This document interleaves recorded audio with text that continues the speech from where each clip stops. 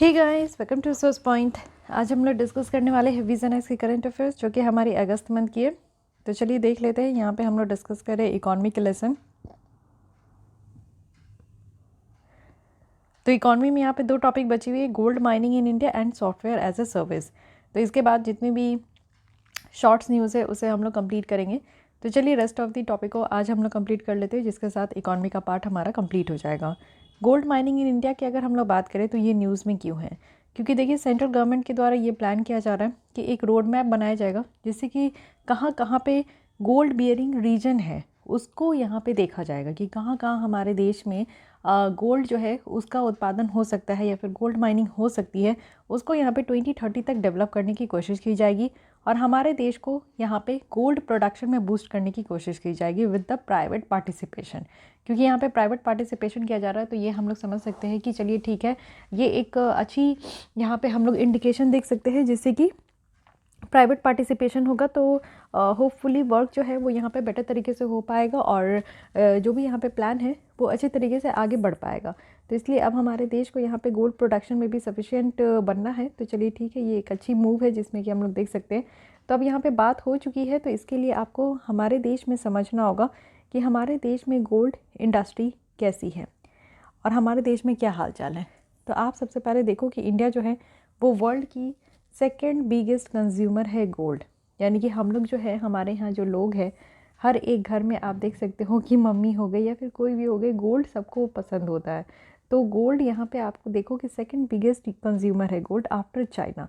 China के बाद India का गोल्ड माइन अगर प्रोडक्शन देखें तो यहाँ पे आप देख सकते हो प्रोडक्शन कितना है। तो हमारे पास पोटेंशियल है कि हम लोग 20 टन पर ईयर तक रीच कर सकते हैं और 2020 तक आप देखो कितना है तो 1.6 टन है।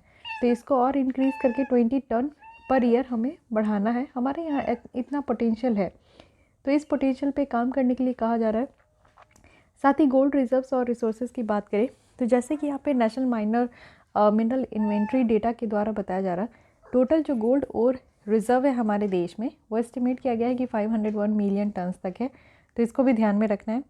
साथ ही साथ अगर हम लोग देखें तो कर्नाटक में सबसे ज़्यादा गोल्ड माइंस है। 88% जो टोटल यहाँ पे रिजर्व्स है गोल्ड का वो हम लोग कर्नाटक में देखते हैं। ठीक है,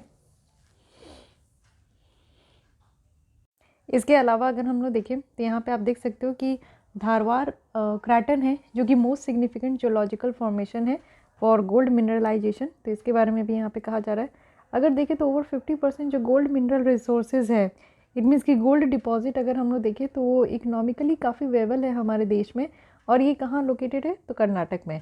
33% लोकेटेड है राजस्थान में, 6% बिहार में, 5% आंध्र प्रदेश में और रिमेनिंग जो 6% है वो पूरे फर्दर आप देखो 8 स्टेट में ये हमारा फैला हुआ है। तो कहाँ पे है टॉप 3 स्टेट एटलीस्ट आपको याद रखना है, यहाँ पे Karnataka, Rajasthan and Bihar.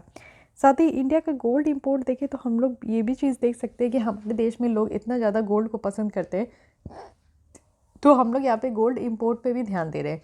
It means कि गोल्ड इंपोर्ट जो है हमारे देश में बढ़ते ही जा रहा है। 33% से ये 46 यहाँ पे 46 बिलियन डॉलर तक हो चुका है। ठीक है, जो कि पिछले बार कितना था तो 34 बिलियन डॉलर तक था। तो ये आप देख सकते हो कि 10 बिलियन डॉलर तक हमारे देश में इंपोर्ट बढ़ चुका है। इट मीन्स कि हम लोग दूसरे देश से यहाँ पे गोल्ड का इंपोर्ट करा रहे हैं। तो इसलिए अब हम लोग क्या कर रहे हैं, हमारे देश का एक सपना है कि आत्मनिर्भर बनना है, सेल्फ रिलायंस बनना है। तो सेल्फ रिलायंस हम लोग को हर क्षेत्र में बनना है। तो हर क्षेत्र में सेल्फ रिलायंस बनने के लिए हमें क्या करना होगा कि हम लोग को ज़्यादा से ज़्यादा अपने यहाँ प्रोडक्शन पे फोकस करना होगा। फाइन, तो ये तो रहा, इससे आपको बेसिक पता चल गया कि हमारे देश में गोल्ड का क्या हाल चाल है। लेकिन अब देखते हैं कि हम लोग क्यों अपने देश में गोल्ड की प्रोडक्शन को इन्हेंस करना चाहते हैं, इससे क्या फ़ायदा होगा। सबसे पहला है कि हाई डोमेस्टिक डिमांड ये मीट हो पाएगा। हमारे देश में आप देख सकते हो कि अराउंड 25% जो वर्ल्ड की गोल्ड डिमांड है वो यहाँ पे आपका इंक्रीज़ होगा। साथ ही यहाँ पे जो डिपेंडेंसी है इंपोर्ट का वो यहाँ पे डिक्रीज़ होगा। तो हाई जो हमारा डोमेस्टिक डिमांड है और हम लोग जो इतना इंपोर्ट कर रहे हैं, हमारे लोगों की जो इतनी पसंद है गोल्ड की, वो फुलफ़िल हो पाएगी। और आप ये देखो कि सोना इतना महंगा क्यों है, क्योंकि हम लोग ज़्यादा से ज़्यादा इंपोर्ट करते हैं, तो इंपोर्ट ड्यूटी वगैरह उसमें लगता है। हमारे देश में प्रोडक्शन होने लगेगा तो गोल्ड इतनी महंगी रह नहीं जाएगी। सेकंड है कि हमें यहाँ पे डिपेंडेंसी इंपोर्ट का कम करना है। थर्ड है कि हमारा जो नेशनल जीडीपी है वो बूस्ट होगा और जो स्टेट लेवल और जो नेशनल टैक्स और जो रॉयल्टीज़ है वो सब यहाँ पे इंक्रीज़ हो पाएगा। एम्प्लॉयमेंट अपॉर्चुनिटी भी बढ़ेगा, ज़्यादा से ज़्यादा माइनिंग होगा तो ज़्यादा से ज़्यादा लोगों को वहाँ इंगेज किया जाएगा। साथ ही यहाँ से आप देखो कि फॉरेन डायरेक्ट इन्वेस्टमेंट भी अट्रैक्ट हो पाएगा, एफडीआई वगैरह भी यहाँ पे अट्रैक्ट हो पाएगा। ज़्यादा से ज़्यादा फॉरेन कंपनीज़ जो है या इन्वेस्टर्स जो है वो इस फील्ड में आकर इन्वेस्ट करना पसंद करेंगे। साथ ही यहाँ पे आप देखो कि इनिशिएट हो पाएगा, और जो एसोसिएटेड सर्विस यहाँ पे इंडस्ट्रीज़ है वो भी, उनको भी सपोर्ट मिलेगा। जैसे ज्वेलरी फैब्रिकेशन हो गया, रिफाइनिंग हो गई, तो ये सारे फील्ड में भी काफ़ी ज़्यादा हेल्प हो पाएगा। तो इसलिए सिग्निफिकेंस तो बहुत ज़्यादा है, इसमें कोई शक नहीं। साथ ही अगर हम लोग देखें कि अगर चलिए इतनी सिग्निफिकेंस है और हमारे यहाँ गोल्ड अवेलेबल भी है, तो हम लोग इसको प्रोडक्शन करने में कहाँ पे दिक्कत हो रही है? तो सबसे बड़ी जो परेशानी है वो है high risk of business activity. जैसे कि आप देखो, प्री प्रोडक्शन स्टेज जो है गोल्ड माइनिंग का वो बहुत लंबा है। यानी कि जब हम लोग गोल्ड को माइन करते हैं तो उससे पहले जो यहाँ पे प्रिपरेशन स्टेज होता है ये यहाँ पे बहुत ही लॉन्ग होता है। साथ ही यहाँ पे ह्यूज कैपिटल इन्वेस्टमेंट है, यानी कि खर्च भी बहुत ज़्यादा करना पड़ेगा डेवलपमेंट के लिए। तो प्रॉफिट अगर हम लोग इसके हिसाब से देखें तो कहीं ना कहीं उस हिसाब से स्टार्टिंग में नहीं होगा, ठीक है। साथ ही पुअरली डेवलप्ड इंफ्रास्ट्रक्चर है हमारे यहाँ, गोल्ड माइनिंग एरियाज़ को ऐसी है ही नहीं जहाँ पे एडुकेट रोड हो, रेल लिंक हो, और हम लोग यहाँ पे उस तरीके का इंफ्रास्ट्रक्चर भी नहीं है, तो ये भी एक प्रॉब्लम है। साथ ही कॉम्प्लेक्स रेगुलेटरी प्रोसेस है for securing approval for a mining licence. Mining करने के लिए जो लाइसेंस वगैरह भी लेना है उसके लिए भी आप देख सकते हो कि यहाँ पे एक अप्रूवल के लिए भी लंबी प्रोसेस है, और ये यूजुअली आप देखो कि लेंदी है। इसमें मल्टीपल एजेंसीज वगैरह इन्वॉल्व होते हैं। ऑफन अगर हम लोग देखें तो यहाँ पे सब्जेक्ट टू सब्सटेंशियल डिले, थोड़ा लेट भी हो जाता है। साथ ही अगर देखें तो स्किल्ड मैन पावर की कमी है हमारे यहाँ, कि किस तरीके से माइनिंग इंडस्ट्रीज़ को फ्लरिश करे, एक्सप्लोरेशन को फ्लरिश करे, तो ये भी कम देखने को मिलता है। टेक्नोलॉजिकल अपग्रेडेशन की अगर हम लोग बात करें तो ये भी माइनिंग में बहुत ज़्यादा ज़रूरी है। Poor quality of geological database है, जिसमें कि लिटिल या फिर कोई इन्फॉर्मेशन भी नहीं है होगा डीप सीटेड माइनर्स में। और वहीं अगर देखें तो मोस्ट ऑफ द जो गोल्ड है ये पूरी ग्लोबली पाया भी जाता है। ओके, अगर इन्वायरमेंटल कंसर्न देखें जो कि यहाँ पे गोल्ड माइनिंग से रिलेटेड है, तो जैसे कि आपका रेविस्ड लैंडस्केप हो गया, कंटामिनेटेड वाटर सप्लाईज है, और डिस्ट्रक्शंस है जो वाइटल फॉरेस्ट इकोसिस्टम का है, तो ये भी आप देख सकते हो, ठीक है। तो ये सारी कुछ प्रॉब्लम है, इन्वायरमेंटल कंसर्न भी निकल कर आती है। आप देखते हो कि कई जगह ऐसी होती है जहाँ पे माइनिंग एक्टिविटीज़ के लिए परमिशन नहीं मिलता है, और माइनिंग एक्टिविटीज़ से जो वहाँ के अगल बगल के लोग हैं, जो स्पीशीज़ है, उनको भी ये प्रॉब्लम काफ़ी फेस करने को देखने को मिलता है। तो इसलिए कई बार देखते हो कि इन्वायरमेंटल कंसर्न के कारण भी यहाँ पे मिलता नहीं है लाइसेंस वगैरह। तो ये सारे रीजंस हैं। अब वे फॉरवर्ड में कहा जा रहा है कि सबसे पहले तो हमें प्रमोट करना चाहिए जो डोमेस्टिक मैन्युफैक्चरिंग है माइनिंग इक्विपमेंट का, और ये हम लोग मेक इन इंडिया को यूज़ करके कर सकते हैं, क्योंकि मेक इन इंडिया के तहत ये एक प्रोग्राम लाया गया जिसमें कि ये है कि हमारे देश में जो प्रोडक्शन है उसको इन्हेंस करना है। साथ ही जो कनेक्टिविटी है गोल्ड माइनिंग रीजन का उसको हम लोग को इन्हेंस करना है। साथ ही गोल्ड माइनिंग वायबल और अट्रैक्टिव बनाना है इन्वेस्टर्स के लिए। तो इन्वेस्टर्स को एक और ऑप्शन मिल जाएगा कि वो हमारे देश में आकर इन्वेस्ट करेंगे। साथ ही यहाँ पे रिस्क कैपिटल को यहाँ पे अवेलेबल कराना होगा for long term capital in intensive mining project के लिए। साथ ही जो क्वालिटी है और जो डिजिटल डेटा की अवेलेबिलिटी है उसको भी इम्प्रूव करना होगा। तो ये सारे कुछ यहाँ पे आप समझो कि वे फॉरवर्ड दिया जा रहा है जिससे कि हम लोग को ये सारे काम करना होगा। अब देखते कि क्या क्या मेजर्स लिया गया है जिससे कि हमारे देश में गोल्ड माइनिंग को इंकरेज किया जाए। तो ऑलरेडी आप देखो माइनिंग से रिलेटेड हमारे देश में कानून है जो कि है amendments in mines and minerals act 1957। तो 2015 में क्या हुआ कि एक न्यू यहाँ पे डिजिम लाया गया जिसमें कि जो मिनरल कंसेशन है ना वो यहाँ पे देने की बात की गई कि जो मिनरल है उसमें ऑक्शन के थ्रू जो बोली लगाते हैं नीलामी के थ्रू यहाँ पे आपको कंसेशन मिलेगा। 2020 में क्या हुआ कि स्टेट गवर्नमेंट को भी अलाउ किया गया कि आप एडवांस एक्शन ले सकते हैं ऑक्शन को लेकर जो भी यहाँ पे मिनरल ब्लॉक्स के पास है। साथ ही 2021 में क्या हुआ कि एक ट्रांसपेरेंट ऑक्शन रखा गया 500 माइनिंग ब्लॉक्स में, वो भी वेरियस मिनरल्स को लेकर जिसमें कि गोल्ड भी है, ठीक है।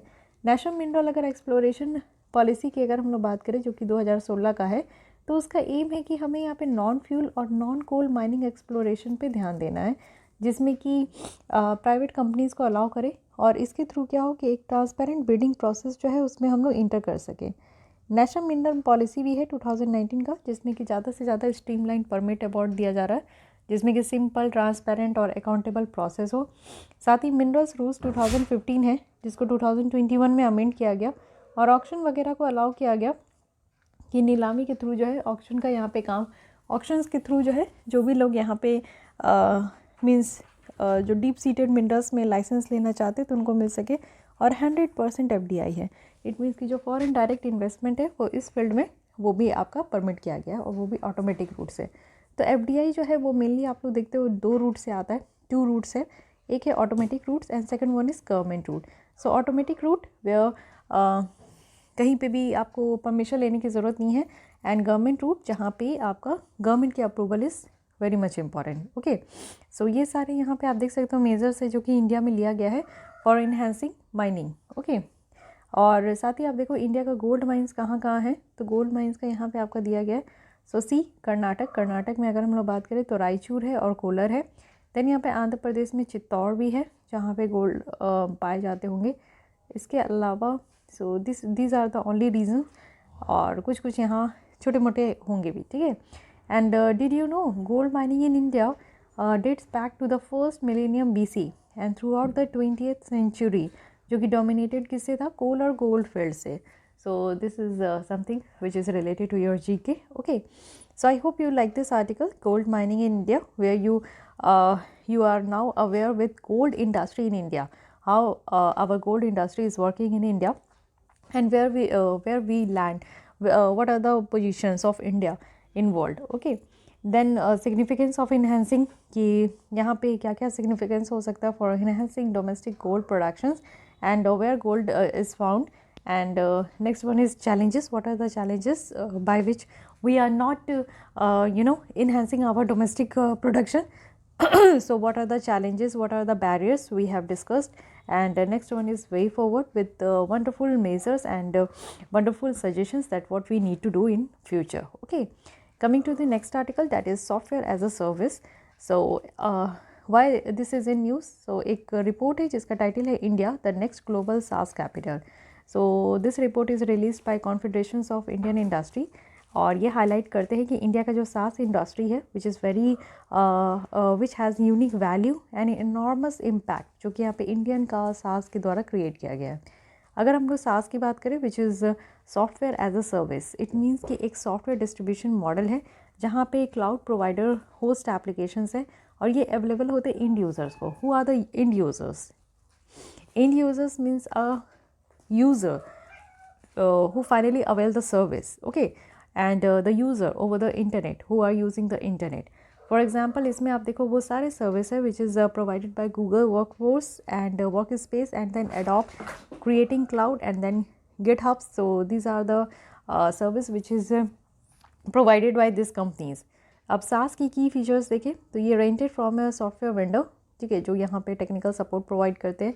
देन यहाँ पे सब्सक्रिप्शन बेसिस पे ये प्रोवाइड किया जाता है। एंड देन सॉफ्टवेयर जो कि एसेस किया जाता है मल्टीपल डिवाइस पे, और ये one of the 3 main categories है क्लाउड कंप्यूटिंग का, जिसमें कि आप देखो कि SaaS होता है, साथ ही IaaS होता है और PaaS होता है। IaaS है infrastructure as a service, it means कि there should be infrastructure for providing a better service.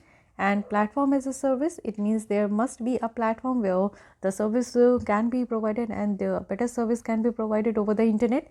So these are the 3 parts for cloud computing. Okay, SaaS, PaaS and IaaS. So SaaS sector in India, देखिए India 3rd largest SaaS ecosystem है। It means कि service जो provider है हम लोग वो पूरे world wide जो है आप देखो 3rd लार्जेस्ट है after USA and China. Fine, आज की डेट में अगर हम लोग देखें तो यहाँ पे 18 SaaS यूनिकॉर्न है, जो कि 2018 में ओनली 1 था। जो नंबर ऑफ SaaS कंपनीज है इंडिया में ये मोर देन डबल है 2021 के कंपैरिजन में, ठीक है, सॉरी 2019 के कंपैरिजन में। तो ये भी आप देख सकते हो कि हमारे यहाँ SaaS इट मीन्स की सर्विस एज ए प्रोवाइडर जो है वो इंक्रीज़ होते जा रहा है। रीज़न क्या है कि हमारे देश में SaaS जो इंडस्ट्री है उसकी ग्रोथ अच्छी हो रही है। तो सबसे पहली बात है कि हमारे यहाँ लार्ज कंज्यूमर बेस है इंडिया में। इट मीन्स कि आज की डेट में अगर हम लोग देखें तो डिजिटाइजेशन होते जा रहा है, और साथ ही साथ हमारे देश में जो यूज़र है, इंटरनेट यूज़र है, मोबाइल यूज़र्स है, ये इंक्रीज़ होते जा रहे हैं। देन ग्लोबल वैलिडेशन भी है इंडियन SaaS यूनिकॉर्न का। ऐसा नहीं है कि हमारे यहाँ जो इंडस्ट्री है उसकी पहचान सिर्फ हमारे इंडिया में भी है, वर्ल्ड वाइड भी इसका रिकग्निशन मिल रहा है। So global validation is also there, and then abundant liquidity with growing interest, यानी कि इंटरनेशनल वेंचर कैपिटल से आप देख सकते हो कि इंटरेस्ट वगैरह भी बढ़ रहा है. वास्ट पूल है डिजिटली स्किल्ड वर्कफोर्स का. देन यहाँ पे आप देखो कि ऑन डिमांड, जिस तरीके से आज के डेट में डिमांड बढ़ते जा रही है तो उस तरीके से इसका काम भी शिफ्ट हो रहा है. एंड सपोर्टिव स्टार्टअप पॉलिसीज़ भी है. ओके, एंड देन अगर हम लोग देखें कि बेनिफिट क्या है सास का, जो कि ट्रेडिशनल सॉफ्टवेयर से रिलेटेड है. So SaaS is a very cost effective. Okay, and then on demand scalability, it means कि जितना डिमांड है उस हिसाब से ये फुलफिल करते हैं डिमांड को. देन एसेसिबिलिटी भी है, can be accessed from any device जो कि इंटरनेट से कनेक्टेड है. स्पीड की अगर हम लोग बात करें, so it is capable of handling large amount of data. Then data safety की बात करें, so all informed stored safely in the cloud. It means कि जो भी इंफॉर्मेशन है वो आपका बहुत ही सेफ तरीके से क्लाउड में स्टोर है. देन यहाँ पे टाइम इफेक्टिव की बात करें तो वेंडर्स जो है वो handle maintenance, upgrade, support and security. Okay, so these are the benefit जो कि हम लोग यहाँ पे देख पा रहे हैं. देन अगर हम लोग बात करें कि स्टार्टअप पॉलिसीज़ क्या क्या है इंडिया में, तो रेगुलेटरी क्या है. तो आज की डेट में आप देखो कि जो भी स्टार्टअप पॉलिसीज़ है, स्टार्टअप इंडिया स्कीम के तहत जो है टैक्स एग्जेम्पशंस है, टैक्स नहीं देना पड़ेगा. फाइनेंशियल अगर हम लोग देखें तो स्टार्टअप इंडिया जो है सीड फंड है, जिसमें कि 945 करोड़ यहाँ पे रखा गया, और क्रेडिट गारंटी स्कीम यहाँ पे रखा गया है. टेक्नोलॉजी अगर देखें तो फास्ट ट्रैकिंग हो रहा है स्टार्टअप पेटेंट एप्लीकेशंस का. साथ ही अदर्स में अगर हम लोग देखें तो समृद्ध है. Samridh stands for startup accelerator of MeitY for product innovation development and growth scheme. जिससे कि जो स्टार्टअप है ना, स्टार्टअप कहने का मतलब है कि अगर आपके पास अपना खुद का एक कुछ आइडिया है, खुद की कुछ बिजनेस आप स्टार्ट करना चाहते हो, तो you can start by your own. Okay, तो startup means you would not be the job seeker, you would be the job creator. Okay, so इस पे ध्यान देना है. Through consumer connect all the consumer, investors connect, facilitations जो कि international expansion पे हो. तो स्टार्टअप पॉलिसी कहने का मतलब क्या होता है कि इसमें आपका रेगुलेटरी है, टैक्स नहीं देना होगा, फिनेंशियल यहाँ पे सपोर्ट दिया जा रहा है, टेक्नोलॉजी का भी यहाँ पे काम है, साथ ही अदर्स भी आप देख सकते हो. लेकिन हमारे देश में कहीं ना कहीं चैलेंजेस हैं सास सेक्टर को लेकर. तो सबसे पहली बात है कि wide talent and knowledge gap है. There is a shortage of train workforce. Then difficulties है जो कि हम लोग यहाँ पे कुछ नॉर्म्स के साथ कंप्लाई करने में देखते हैं. देन लैक ऑफ अवेयरनेस है, हेजिटेंसी है कि कैसे हम लोग अडॉप्ट करें अमंग इंडियन बिजनेसेस में. देन चैलेंजेस है जो कि यहाँ पे फेस किया जा रहा है इंडियन स्टार्टअप इंटरप्राइज के द्वारा, और पुअर इंटरनेट कनेक्टिविटी भी है इंडिया में. सो this is also kind of challenges जो कि यहाँ पे इंक्लूड है. वे फॉरवर्ड में कहा जा रहा है कि हमें एक सस्टेनेबल टैलेंट पाइपलाइन यहाँ पे बिल्डअप करना होगा, साथ ही अवेयरनेस वगैरह रेज करना होगा अबाउट सास. एंड देन यहाँ पे हमें क्या करना होगा, स्टार्टअप के साथ असिस्ट करना होगा, स्टार्टअप को ज़्यादा से ज़्यादा प्रमोट करें, स्टार्टअप को ज़्यादा से ज़्यादा यहाँ पे इनकरेज किया जाए. ओके, साथ ही यहाँ पे कनेक्टिविटी भी यहाँ पे आपको फैसिलिटेट करना होगा फॉर फास्टर इंटरनेट. और ये कैसे होगा, ये हो पाएगा जैसे कि 4G लॉन्च करने से काफ़ी इंटरनेट का जो यूज़र्स है, इंटरनेट के जो यूज़र्स है वो बढ़ पाया. हम यहाँ पे 5G नेटवर्क लॉन्च करने से क्या होगा कि कनेक्टिविटी ज़्यादा से ज़्यादा बढ़ पाएगा. ठीक है. न्यूज़ इन शॉर्ट्स में अगर हम लोग देखें तो नॉर्म्स फॉर इन्वेस्टमेंट कहा जा रहा है ओवरसीज़ मार्केट में. तो सेबी है जो कि रिसेंटली यहाँ पे नॉर्म्स को ईज़ किए हैं, वो भी अल्टरनेट इन्वेस्टमेंट फ़ंड को लेकर और वेंचर कैपिटल फ़ंड को लेकर. साथ ही साथ इस गाइडलाइन का हाईलाइट जो है वो यहाँ पे दिया गया, which is not so much important for your exam point of view. Okay, साथ ही अगर ब्लू बॉन्ड्स की बात करें, yes this is again very common, क्योंकि bonds are very favourite topic for UPSC prelims. SEBI has propose the concept of blue bond. Blue bond किसके द्वारा लाया गया, सेबी. और ये क्या है, सस्टेनेबल फाइनेंस के लिए. ब्लू बॉन्ड है क्या, रिलेटिवली एक new form of debt instrument है जो कि यहाँ पे इन्वेस्टमेंट को सपोर्ट करने के लिए दिया जाएगा, वो भी हेल्दी ओशन और ब्लू इकोनॉमीज़ में. Okay, so blue bond is directly related to the blue economies and whoever want to invest in ocean में, तो उनको यहाँ पे दिया जाएगा. ब्लू इकोनॉमी क्या है, एक सस्टेनेबल यूज़ है. इट मीन्स कि ओशन रिसोर्सेज का हम लोग इस तरीके से यूज़ करें कि आज की डेट में जितनी भी ओशन में रहने वाले जीव जंतु है और जो भी यहाँ पे मिनरल्स वगैरह है, वो सब आज की भी डेट में अच्छे से रहे और आगे आने वाले दिनों में भी अच्छे से रहे. तो ये for sustainable growth, improve livelihood and jobs के लिए है. ब्लू बॉन्ड की बात करें तो एक अपॉर्चुनिटी ऑफर कर रहे for private sector capital to be mobilise to support the blue economy. Okay, then यहाँ पे अकाउंट एग्रीगेटर की बात करें तो सेबी के द्वारा आरबीआई की जो अकाउंट एग्रीगेटर फ्रेमवर्क है उसको यहाँ पे ज्वाइन किया गया है. Actually what is account aggregator, account aggregator ecosystem है जिसका एम है कि यहाँ पे ये ट्रांसफॉर्म करना कि कैसे क्रेडिट को प्रोसेस किया जाए और एसेस किया जाए हमारे देश में, ठीक है। ये एक टाइप है, आरबीआई जो रेगुलेट करता है नॉन बैंकिंग फाइनेंस कंपनी, उसी का ये टाइप है, ठीक है। Interest subventions for agriculture loan. Interest subvention कहने का मतलब है कि पूरा लोन जितना, मान लीजिए 5% जो है आपको लोन के ऊपर इंटरेस्ट देना है, तो सरकार कहती है कि चलो 2% मैं दे दूंगा, 3% जो है यहाँ पे तुम दे देना। तो जो 2% यहाँ पे लोन का सरकार के द्वारा पे किया जाता है उसको हम लोग इंटरेस्ट सबवेंशन कहते हैं। तो अब यहाँ पे एग्रीकल्चर में भी लाया जा रहा है। तो short term agri loan up to 3 lakh तक यहाँ पे सरकार जो है वो 1.5% तक पे करेगी। फाइन। एग्रीकल्चर क्रेडिट के लिए क्या क्या स्टेप लिया गया? तो सबसे पहले किसान क्रेडिट कार्ड दिया गया है, फॉर टाइमली क्रेडिट सपोर्ट किया जाता है किसानों को। एग्री मार्केट इंफ्रास्ट्रक्चर फंड है जिसमें कि एक सस्ते रेट पे यहाँ पे लोन दिया जाता है स्टेट और यूनियन टेरिटरीज़ को और agriculture produce market committee mandis के लिए। प्रधानमंत्री फसल बीमा योजना है जिसमें कि वो सारे किसान जो कि जिनका क्रॉप लॉस हुआ है, ये डैमेज हुआ है, तो उनको फाइनेंशियल सपोर्ट दिया जाता है। इशू क्या है एग्रीकल्चर क्रेडिट में? तो सबसे पहले देखिए पुअर डिप्लॉयमेंट हो रहा है एग्रीकल्चर क्रेडिट का, साथ ही एग्रीकल्चर लोन का डाइवर्शन भी है, साथ ही हाई डिपेंडेंसी भी देखने को मिल रहा है स्केड्यूल कमर्शियल बैंक में है, और हाई प्रेफरेंस देखने को मिल रहा है नॉन इंस्टीट्यूशनल एग्रीकल्चर क्रेडिट का। अटल पेंशन योजना के बारे में बात करें तो अगर न्यू ऑर्डर जो कि मिनिस्ट्री ऑफ फाइनेंस के द्वारा दिया गया है, तो कोई भी सिटीजन्स जो कि यहाँ पे जिनका इनकम टैक्स पेयर है तो वो एलिजिबल नहीं होंगे अटल पेंशन योजना को ज्वाइन करने में। साथ ही अगर हम लोग बात करें तो अटल पेंशन योजना को 2015 में लॉन्च किया गया था और इससे पहले स्वावलंबन स्कीम था उसको हटाकर।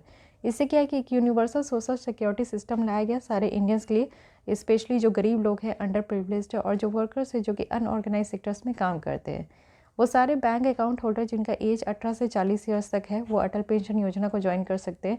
और सब्सक्राइबर जो है वो यहाँ पे गारंटेड मिनिमम मंथली पेंशन यानी कि 1000 से 5000 पर यहाँ पे पर मंथ, यानी कि 60 साल हो गया तो इसके बाद 1000 से 5000 तक जिस हिसाब से वो प्रीमियम भरे हैं उस हिसाब से उनको पेंशन मिलना स्टार्ट हो जाएगा। और इसको एडमिनिस्ट्रेट किया जाता है pension fund regulatory and development authority के द्वारा। फाइन। ईएसआई स्कीम की बात करें तो ministry of labour and employment जो है उनके द्वारा अनाउंस किया गया है कि ईएसआई स्कीम को और भी ज़्यादा एक्सपेंड किया जाएगा और इसको आयुष्मान भारत जो कि प्रधानमंत्री जन आरोग्य योजना है उसके साथ जोड़ा जाएगा। ईएसआई स्कीम की बात करें तो इसको ईएसआई एक्ट 1948 के साथ इसको जोड़ा गया है, ठीक है। इसका एम है कि सोशल सिक्योरिटी करना, यानी कि जितने भी इंडस्ट्रियल वर्कर्स हैं, जैसे कि अगर कोई बीमार है, मैटरनिटी है, या फिर टेम्प्रेरी या परमानेंट कोई फिजिकल डिसेबलमेंट हो गया है या डेथ हो गया है किसी भी एम्प्लॉयमेंट इंजरी में, तो उन सबको यहाँ पे सहायता देना। फिर उसके बाद है emergency credit line guarantee scheme जो कि इमरजेंसी में यहाँ पे दिया जाएगा और इसका लिमिट रखा गया है 4.5 लाख करोड़ से 5 लाख करोड़। एडिशनल अमाउंट भी यहाँ पे एक्सक्लूसिवली रखा गया हॉस्पिटैलिटी में और जो रिलेटेड सेक्टर्स है वहाँ। यहाँ पे emergency credit line guarantee scheme की बात करें तो इसको कोविड-19 को देखते हुए, कोविड-19 क्राइसिस को देखते हुए इसको लॉन्च किया गया। यहाँ पे 100% गारंटी कवरेज दिया जाएगा बैंक और एनबीएफसीज़ को, ठीक है, जिसके तहत यहाँ पे इमरजेंसी क्रेडिट फैसिलिटी प्रोवाइड कर सके। ग्रामीण उद्यमी प्रोजेक्ट है, सेकेंड फेज़ यहाँ पे ग्रामीण उद्यमी प्रोजेक्ट का यहाँ पे लाया गया जिसमें कि 450 ट्राइबल स्टूडेंट्स को जो कि मध्य प्रदेश झारखंड में है उनको ट्रेन किया जाएगा।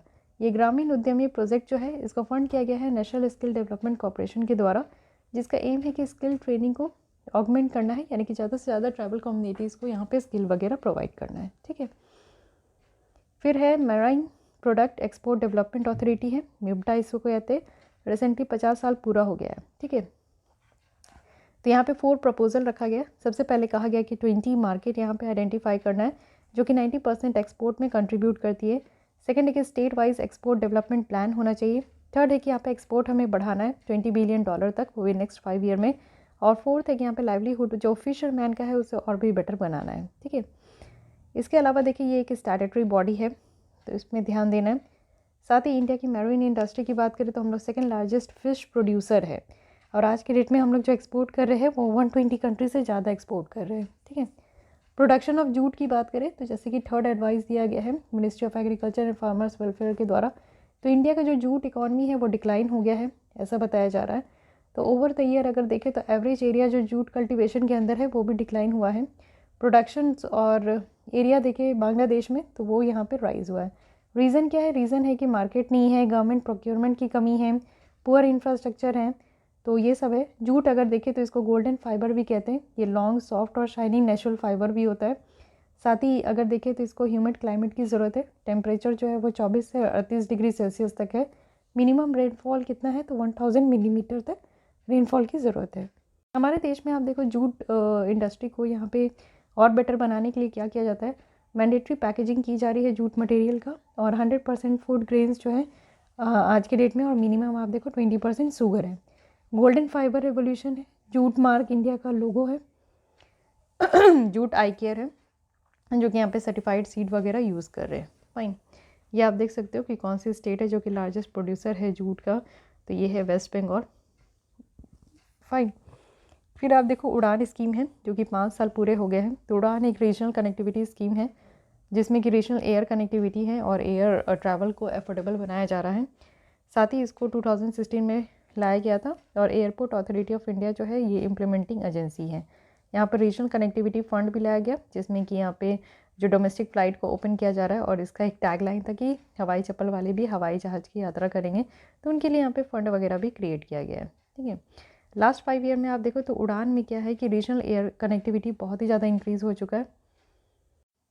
ऑपरेशन एयरपोर्ट जो है वो यहाँ पे आपका बढ़ चुका है, 74 से 141 हो चुका है, और साथ ही 425 न्यू रूट्स जो है वो इनिशिएट किया गया है इसके अंदर। और उड़ान के द्वारा आप देखो एक फ्रेमवर्क लाया गया है जिसमें कि लाइफलाइन उड़ान है, ट्रांसपोर्टेशन जो मेडिकल कार्गो का है पेंडेमिक के टाइम पे, कृषि उड़ान भी है, इंटरनेशनल उड़ान रूट भी है। ठीक है, convention on international road traffic of 1949 है, तो this is not as much important. And amendment in road Indian telegraph right of way है, तो 2016 का है। राइट ऑफ वे कहने का मतलब है कि टेलीकम्युनिकेशन प्रोवाइडर्स जो कि यहाँ पर राइट ऑफ वे को यूज़ कर रहे हैं जिससे कि फिजिकल नेटवर्क इंफ्रास्ट्रक्चर को यहाँ पे बिल्डअप कर सके। ओके, नेक्स्ट है national intellectual property awareness mission लाया गया, NIPAM. NIPAM is very important. Intellectual property जिन्होंने अपनी बुद्धिमत्ता का इस्तेमाल करके जो प्रॉपर्टी क्रिएट किया है उनके लिए यहाँ पे अवेयरनेस प्रोग्राम लाया जा रहा है। नीपैम जो है ये आपका फ्लैगशिप प्रोग्राम है किसका, ministry of commerce and industry का। फाइन, तो ऑब्जेक्टिव क्या है नीपैम का, यहाँ पे पैन इंडिया एम्बिशन मिशन है जिसका एम है कि अवेयरनेस प्रोवाइड करना इंटेलेक्चुअल प्रॉपर्टी को और उसके राइट्स को लेकर। फाइन, और यहाँ पे स्पिरिट ऑफ क्रिएटिविटी होनी चाहिए कि आपके अंदर कुछ क्रिएटिविटीनेस होनी चाहिए, इनोवेशन होनी चाहिए कि आप कुछ न्यू भी चीज़ें इनोवेट कर सको। वर्क फ्रॉम होम नॉर्म्स है, तो डिपार्टमेंट ऑफ कॉमर्स के द्वारा यहाँ पे नोटिफाई किया गया है न्यू रूल्स जो कि वर्क फ्रॉम होम के लिए है। तो कोई नहीं, मून लाइटनिंग की बात करें तो मून लाइटनिंग कहने का मतलब है कि more than one job at a time pursue करना without the awareness of main employer. Okay, this is called moon lightning. Cantillon effect है, इट मीन्स कि यहाँ पे जो मनी सप्लाई में चेंजेस हो रहा है, जो इकोनॉमी में आज के डेट में देख रहे हो मनी सप्लाई में चेंजेस हो रहा है, इससे क्या है कि रीडिस्ट्रीब्यूशन हो रहा है परचेजिंग पावर का, तो इसे यहाँ पे कैंडिलन इफेक्ट भी कहा जा रहा है। No issue. वर्ल्ड की highest railway bridge, yes, golden joint connecting 2 ends of overall deck of world की हाईएस्ट रेलवे ब्रिज जो कि चेनाब रिवर के ऊपर इनॉग्रेट किया गया। 1.3 किलोमीटर लॉन्ग ब्रिज है जो कि लोकेटेड है 359 metres above the Chenab river bed. So this is very static, इसको याद रखना है। और चेनाब ब्रिज जो कि यहाँ पे all weather rail connectivity to Kashmir ये प्रोवाइड करेगा। Fine, so guys this is all about economy में सारी लेसन जो कि जितनी भी इंपॉर्टेंट है मैं उस पर ज़्यादा फोकस दी हूँ, जो इंपॉर्टेंट नहीं है उसको मैं अभी थोड़ा सा लूज़ में पढ़ाते गई हूँ, क्योंकि देखिए आपको कम टाइम में ज़्यादा ग्रैप्स करना है। और UPSC is all about smartness. Smartness भी तभी आएगा जब आप सारी चीज़ों को रीड आउट करोगे, समझोगे, पढ़ोगे, तब आप एक पिक कर सकते हो, स्मार्ट पिक कर सकते हो कि आपको क्या पढ़ना है according to the syllabus of UPSC and state PCS और क्या नहीं पढ़ना है। सो ये सबसे ज़्यादा ज़रूरी होगा और इस चीज़ को आप समझोगे भी। Okay, so guys this is all for today. I hope you like this video. इसके अलावा अगर आपको मेंस आंसर राइटिंग करनी है for BPSC and UPSC, you can join by description box में ईमेल आईडी है, वहाँ पे आप लोग मेल करके आप लोग इस फर्दर जो भी डिटेल्स है आप लोग ज्वाइन कर सकते हो। तो आंसर राइटिंग पे ज़्यादा से ज़्यादा फोकस कीजिए। Prelims is all about the clearing the prelims means clearing the cut off, and mains is all about जिसमें कि आप अपनी मेरिट लिस्ट में आपका नाम दिख सकता है। So please focus on your mains examination and practice practice practice. okay, ultimately your practice ही है जो आपको कहीं ना कहीं एक मेरिट लिस्ट में आपका नाम देखने को मिलेगा। ओके, सो अगर इसके अलावा भी आपको कोई भी डाउट, कोई सजेशंस है तो आप कमेंट कर सकते हैं। और मिलती हूँ कल इसी टाइम पे। आज के लिए बस इतना ही। Thank you.